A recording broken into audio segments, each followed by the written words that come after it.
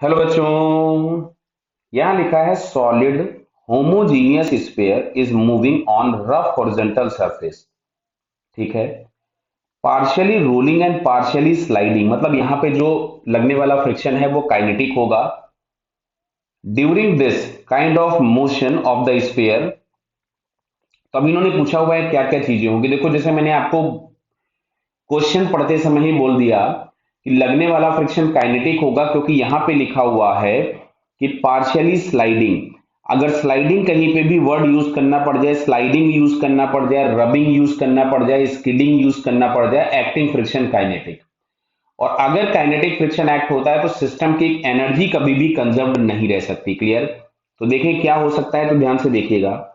ये मान लो कोई भी सर्कुलर बॉडी है जो कि प्योर रोलिंग मोशन में थी इस सरफेस पे। प्योर रोलिंग नहीं बोला है, रोलिंग विद स्लिपिंग है। तो यहां पे सबसे पहला एक फोर्स लग रहा होगा नीचे की तरफ में mg। सरफेस से एक आपके पास लग रहा होगा नॉर्मल रिएक्शन। अगर स्लिपिंग बैकवर्ड हो रही होगी या जैसा भी है तो फ्रिक्शन मान लीजिए यहां कहीं से लगेगा, जो भी एफ के। भाई फ्रिक्शन फॉरवर्ड एफ डायरेक्शन में एक्ट हो सकता था या फ्रिक्शन बैकवर्ड डायरेक्शन में एक्ट हो सकता है, लेकिन अब ध्यान से सुनिएगा। ये जो पॉइंट ऑफ कांटेक्ट है, अब यहाँ पे तीन फोर्सेस एक्ट हो रही है, एक एन एफ, एक एम जी और एक एफ के। अच्छा, ये तीनों के तीनों फोर्सेस इसी पॉइंट से पास हो रहे हैं, तो जो नेट टॉर्क होगा about the point of contact, इसको अगर हम कोई भी पी लिख दें तो net torque about P is zero. अगर टॉर्क हम लोगों के पास कांस्टेंट हो जाता है तो हम यहां से बोल सकते हैं कि जो एंगुलर मोमेंटम होगा वो कांस्टेंट हो जाएगा। बराबर है, वापस से मैं रिपीट कर दे रहा हूं कि नेट टॉर्क यदि जीरो है तो एंगुलर मोमेंटम कंजर्व्ड होगा अबाउट दैट पॉइंट, जिस पॉइंट के अबाउट टॉर्क जीरो है। क्लियर? सुन लेना, जैसे समझ लो बात को।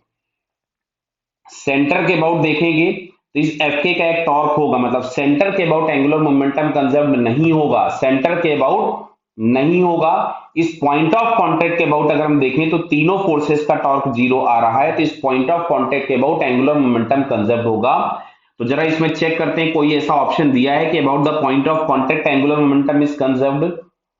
तो angular momentum of sphere about the point of contact is conserved, ये बेटा सेकंड वाले ऑप्शन में दिया हुआ है। So it's second answer is correct. Clear है?